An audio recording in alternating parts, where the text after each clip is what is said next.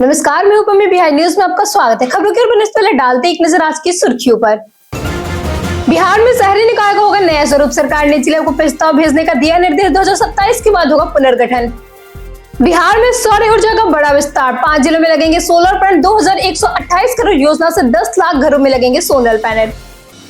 दवा आपूर्ति में बिहार की ऐतिहासिक उपलब्धि। लगातार 22 महीने नंबर 1 बनकर रहा बनाया रिकॉर्ड। पंजाब राजस्थान को पीछे छोड़कर बना देश का टॉपर। बिहार में जलकुंभी बनेगी रोजगार का साधन। हस्तशिल्प उत्पादों से ग्रामीण अर्थव्यवस्था को मिलेगी नई रफ्तार। एमएसएमई और लोकल कारोबार को मिलेगी नई पहचान। वैभव सूर्यवंशी की टीम एंट्री पर उठे सवाल। वासिम जाफर ने दी प्रतिक्रिया। युवराज सिंह ने बताया भविष्य का बड़ा सितारा। बढ़ते हैं शाम तक की बड़ी खबरों की ओर विस्तार से। 2027 जनगणना के बाद बिहार में होगा शहरी निकायों का पुनर्गठन। बिहार सरकार 2027 जनगणना के बाद शहरी स्थानीय निकायों के पुनर्गठन की तैयारी शुरू कर रही है। नगर निकाय बनाने या मौजूद निकायों को अपग्रेड करने का निर्णय तय जनसंख्या सीमा और अन्य मानकों के आधार पर होगा। सभी जिलों से विस्तृत प्रस्ताव मांगे गए हैं, जिनमें कुल जनसंख्या, श्रमिक व कृषि मानकों की संख्या, भौगोलिक क्षेत्र, जनसंख्या घनत्व और प्रशासनिक सीमाएं, आसपास के प्रमुख स्थल, पुलिस थाना क्षेत्र और निर्धारित प्रारूप में मानचित्र शामिल होंगे। नगर विकास एवं आवास विभाग ने सभी जिला अधिकारी को 30 अगस्त 2026 तक प्रस्ताव भेजने का निर्देश दिया है। इन प्रस्तावों के मूल्यांकन के बाद राज्य शहरी प्रशासन के पुनर्गठन की रूपरेखा तैयार करेगा। बिहार बना दवा आपूर्ति में देश भर का नंबर 1 निराज। बिहार ने दवा आपूर्ति और वितरण के क्षेत्र में देश भर में लगातार 22वें महीने पहला स्थान हासिल किया है। केंद्र सरकार के DVDMS पोर्टल के अनुसार सितंबर 2024 से जून 2026 तक बिहार 80.32 अंकों के साथ शीर्ष पर रहा, जबकि पंजाब और राजस्थान क्रम से दूसरे और तीसरे स्थान पर है। स्वास्थ्य मंत्री निशांत ने इसे राज्य के स्वास्थ्य सुधार नीति और मुफ्त दवा वितरण योजना की सफलता बताया। वर्ष 2006 में शुरू हुई योजना में 47 दवाओं से बढ़कर अब 504 प्रकार की दवाइयां उपलब्ध है। साथ ही 20 अन्य श्रेणियों की दवाएं, 132 मेडिकल डिवाइस और विभिन्न स्तर के सरकारी अस्पतालों की जरूरत के अनुसार जीवन रक्षक सहित कई दवाएं मुफ्त उपलब्ध कराई जा रही है।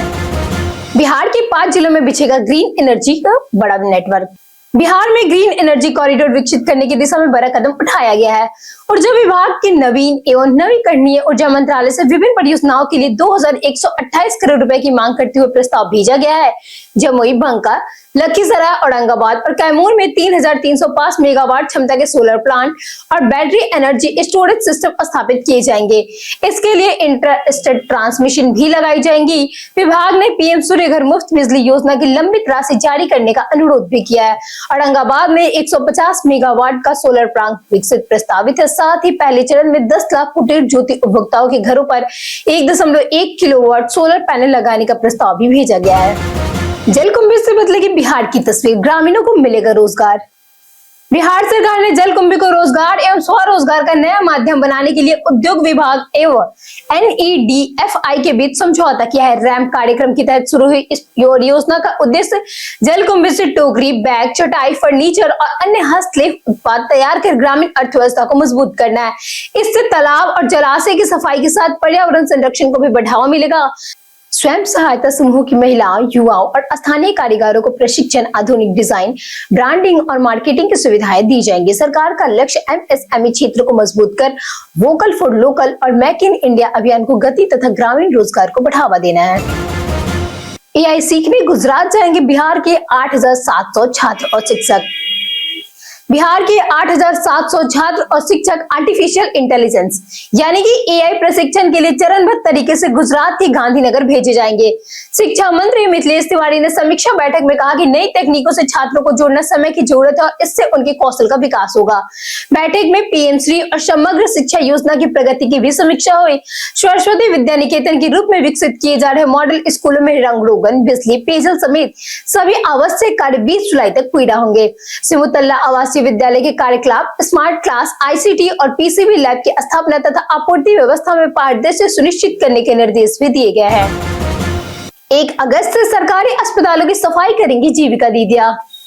बिहार सरकार ने सरकारी अस्पतालों की साफ सफाई व्यवस्था सुधारने के लिए बड़ा फैसला लिया है। 1 अगस्त से पटना सहित राज्य के सरकारी अस्पतालों में चरणबद्ध तरीके से सफाई की जिम्मेदारियां जीविका दीदियों को सौंपी जाएंगी। इसकी शुरुआत पीएमसीएच और एलएनजेपी अस्पताल में होगी। पीएमसीएच में 300 से अधिक जीविका दीदियां सफाई और स्वच्छता सेवा संभालेंगी। अस्पताल प्रशासन ने जीविका के साथ एमओयू भी कर लिया है। इसके अलावा दीदिया की रसोई को टावर 2 में स्थानांतरित किया जाएगा और अस्पताल के मेस का संचालन भी जीविका समूह करेगा। सरकार का उद्देश्य अस्पतालों में बेहतर स्वच्छता सुनिश्चित करने के साथ साथ ग्रामीण महिलाओं को रोजगार के नए अवसर उपलब्ध कराना है। जमुई बांका के खनिज ब्लॉकों की नीलामी जल्द करेगी बिहार सरकार। बिहार सरकार राज्य के खनिज क्षेत्रों को बढ़ावा देने के लिए जमुई और बांका के नए बृहद खनिज ब्लॉकों की नीलामी करेगी। जमुई के मंजोस और भंटा में आयरन, जबकि बांका के पिंडारा में कॉपर, लेड और जिंक ब्लॉक नीलाम होंगे। जीएसआई की रिपोर्ट के आधार पर केंद्र ने बिहार को 14 बृहद खनिज ब्लॉक उपलब्ध कराया है, जिनमें कई की नीलामी पहले ही हो चुकी है। सरकार का लक्ष्य खनिज आधारित उद्योगों को बढ़ावा देना, निजी निवेश आकर्षित करना, राजस्व बढ़ाना और स्थानीय युवाओं के लिए रोजगार सृजित करना है। साथ ही कई जिलों में 44 पत्थर खनन स्थलों की नीलामी प्रक्रिया भी तेजी से की जा रही है। बिहार में बिजली कटौती से हर दिन बढ़ रही हजारों शिकायतें। बिहार में बिजली की पर्याप्त उपलब्धता होने के बावजूद राज्य के कई जिलों में लगातार बिजली कटौती से लोग परेशान हैं। पटना समेत कई शहरों में स्थानीय फॉल्ट, आंधी, बारिश, तार टूटने, ट्रांसफर जलने और ओवरलोड फीडरों के कारण 2 से 6 घंटे तक बिजली बाधित हो रही है। कोसी, सीमांचल, पूर्वी और उत्तर बिहार के कई जिलों में 3 से 5 घंटे तक कटौती दर्ज की जा रही है। बिजली विभाग का दावा है कि राज्य से मांग से अधिक बिजली उपलब्धता है और शहरी क्षेत्रों में 23 से 24 घंटे आपूर्ति की जा रही है। इसके बावजूद रोजाना कॉल सेंटर पर 30 से 40 हजार शिकायतें पहुंच रही है, जिनमें करीब 9000 बिजली कटौती और तकनीकी खराबियों से जुड़ी होती है। बिहार सरकार का संग्रामपुर को बड़ा तोहफा, बनेगा सम्राट अशोक भवन। संग्रामपुर नगर पंचायत में बहुप्रतीक्षित सम्राट अशोक भवन के निर्माण का रास्ता साफ हो गया है। बिहार सरकार के नगर विकास एवं आवास विभाग की वित्तीय वर्ष 2026-27 के लिए 1,70,30,700 रुपए की योजना को प्रशासनिक स्वीकृति दे दी गई है। निर्माण कार्य शुरू होने के लिए पहले चरण में 20 लाख रुपए जारी किए गए हैं। भवन का निर्माण झुकली मौजा की 1 करोड़ 4 डिसमल भूमि पर होगा। विभाग ने वित्तीय नियमों के तहत राशि खर्च करने के निर्देश दिए। सम्राट अशोक भवन बनाने में सरकारी बैठक, सामाजिक, सांस्कृतिक और सार्वजनिक कार्यक्रम के लिए आधुनिक सुविधाओं वाला अस्थायी भवन उपलब्ध होगा, जिससे क्षेत्र के विकास और नागरिक सुविधाओं को बढ़ावा मिलेगा। नेपाल की बारिश से उफनी बागमती, बिहार में बाढ़ का अलर्ट जारी। नेपाल में लगातार हो रही भारी बारिश का असर बिहार की बागमती नदी पर देखने को मिला है।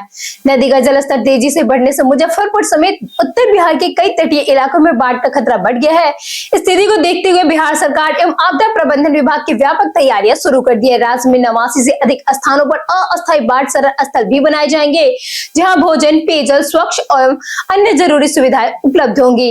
राहत शिविर में मेडिकल कैंप, मोबाइल स्वास्थ्य टीमें, गर्भवती महिलाओं और बच्चों के लिए विशेष व्यवस्था तथा सामुदायिक रसोई संचालित की जाएगी। प्रशासन लगातार जलस्तर की निगरानी कर रहा और लोगों से केवल आधिकारिक सूचनाओं पर भरोसा करने की अपील की है। पटना में डॉक्टर का फर्जी नंबर बना साइबर ठगी का जाल। पटना में गूगल पर डॉक्टर का नंबर खोजने की कोशिश एक व्यवसायी को भारी पड़ गई है। मीठापुर निवासी कारोबारी राजेश कुमार ने अपनी मां के इलाज के लिए हड्डी रोग विशेषज्ञ डॉक्टर आरएन सिंह का नंबर गूगल पे खोजा, लेकिन वहां साइबर ठगी की बनी फर्जी मोबाइल प्रोफाइल पर पहुंच गए। ठगों ने खुद को क्लिनिक स्टाफ बताकर 5 रुपए की ऑनलाइन फीस के द्वारा एपीके फाइल डाउनलोड करवा दी। फाइल इंस्टॉल होते ही मोबाइल हैक हो गया, जहां 3 बैंक खातों से 18 ट्रांजेक्शन में कुल 19,76,000 रुपए निकाले गए। पुलिस मामले की जांच कर रहे विशेषज्ञों ने सलाह दी है कि डॉक्टर का नंबर केवल आधिकारिक वेबसाइट या अस्पताल से ही सत्यापित करिए और किसी भी अज्ञात लिंक या एपीके फाइल से बचिए। आंगनबाड़ी सहायिका के खाते में पहुंचे 740 करोड़ रुपए। बिहार के सुपौल जिले में एक आंगनबाड़ी सहायिका गीता देवी के बैंक खाते में अचानक 740.68 करोड़ रुपए का बैलेंस दिखने में हड़कंप मच गया। गीता देवी 10 जुलाई को सीएससी केंद्र से 2100 रुपए निकालने गई थी, जहां बैलेंस चेक करने पर यहां चौंकाने वाली रकम दिखाई दी। पहले उन्हें लगा कि शायद उनके पति ने पैसे भेजे होंगे, लेकिन उन्होंने इससे इनकार कर दिया। सीएससी संचालक ने इसे भी अपने करियर का पहला ऐसा मामला बताया। करीब आधे घंटे बाद बैंक ने खातों को फ्रीज कर दिया। सेंट्रल बैंक ऑफ इंडिया के शाखा प्रबंधक ने कहा कि तकनीकी जांच के बाद ही स्पष्ट होगा कि यह सिस्टम की गड़बड़ी है या कोई अन्य कारण। व्हाट्सएप चैट चुगला तत्काल टिकट दलालों का बड़ा नेटवर्क। बिहार में तत्काल टिकट की धांधली सामने आने के बाद रेलवे ने बड़ी कार्रवाई शुरू कर दी है। पवन एक्सप्रेसवे में टैंपरिंग किए गए तत्काल टिकट पर 12 यात्रियों के पकड़े जाने के बाद समस्तीपुर मंडल ने विशेष मॉनिटरिंग सेल और स्पेशल स्क्वाड टीम की गठित की है। दूसरे रेलवे जोन से जारी तत्काल टिकटों की booking, user ID, IP address, agent code और भुगतान की जा रही है। पकड़े गए यात्रियों से मिले मोबाइल फोन की कॉल डिटेल और व्हाट्सएप चैट खंगाली जा रही है। जांच में जितना चाहोगे उतना कंफर्म टिकट मिलेगा, ऐसे संदेश मिले हैं, जिससे बड़े टिकट दलाल नेटवर्क का खुलासा होने की संभावनाएं जताई जा रही है। बिहार सरकार का बड़ा एक्शन, सोलर कंपनियों को मिला अल्टीमेट जारी। बिहार में पीएम सूर्य घर मुफ्त बिजली योजना के तहत काम कर रही लापरवाह कंपनियों पर सरकार ने सख्ती शुरू कर दी है। मुख्य सचिव की समीक्षा बैठक में तय समय पर परफॉर्मेंस बैंक गारंटी जमा नहीं करने वाली एजेंसियों को नोटिस जारी करने और नियमों के अनुसार कार्रवाई के निर्देश दिए गए हैं। एनबीपीडीसीएल के तहत दरभंगा की लेड स्क्वाड और पूर्णिया के सैन एंड पंडित को धीमी प्रगति का कारण बताओ नोटिस मिला है। वहीं एसबीपीडीसीएल के अंतर्गत सैन एंड पंडित और सैन फिट इनको सॉल्यूशन को भी जवाब मांगा गया। अधिकारियों को लंबित वेंडर, इन्वर्टर और मॉडल अप्रूवल तुरंत पूरा करने तथा योजना के क्रियान्वयन में तेजी लाने के निर्देश दिए गए। वैभव सूर्यवंशी को लेकर जाफर ने उठाए गंभीर सवाल। इंग्लैंड के खिलाफ टी20 सीरीज में भारत ने 4-0 से हारने के बाद 15 वर्षीय वैभव सूर्यवंशी की टीम में एंट्री और बाहर किए जाने पर बहस तेज हो गई। पूर्व बल्लेबाज वाशिम जाफर ने कहा कि टीम प्रबंधन, मीडिया हाफ और जनता के दबाव पर आकर वैभव को जल्द अंतरराष्ट्रीय क्रिकेट में ले आया। उनका मानना है कि संजू सैमसन को ही लगातार मौका मिलना चाहिए था और वैभव को राष्ट्रीय सेटअप में अधिक समय दिया जाना चाहिए था। वहीं युवराज सिंह ने वैभव की प्रतिभा पर भरोसा जताते हुए उनके उज्जवल भविष्य की भविष्यवाणी की और उन्हें बेहद खास खिलाड़ी बताया। बीते दिन हमारे पूछे गए सवालों का जवाब आप लोगों से बहुत लोगों ने हमारे कमेंट सेक्शन में लिखकर दिया है। जिन्होंने हमारे पूछे गए सवालों का जवाब दिए हैं उनके नाम है नौसाद राजा, मुकेश शर्मा, लक्ष्मी मेहता, राकेश मिश्रा, नरेंद्र कुमार सिन्हा, संजीव कुमार, राम बाबू दास, कुश कुमार, राजकिशोर मेहता, रवि मोहन वर्मा, राजेंद्र तंते, विनोद शाह, जितेंद्र ठाकुर, दीपक कुमार, अनवर खान, मनोज दास, हरेंद्र सिंह और जागन्नाथ शाह। इसी के साथ बढ़ते आज के सवाल की। और आज का सवाल है, क्या डिजिटल शिक्षा भविष्य की सबसे बड़ी जरूरत बन चुकी है? आप अपना जवाब हमें हमारे कमेंट सेक्शन में लिखकर जरूर बताएं। आज के लिए इतना ही। बिहार की तमाम खबरों के साथ बने रहने के लिए देखते रहिए बिहारी न्यूज। और साथ ही अगर आप यूट्यूब चैनल पे देख रहे हैं तो चैनल को सब्सक्राइब करें और अगर आप फेसबुक पेज पे देख रहे हैं तो लाइक और फॉलो जरूर करें।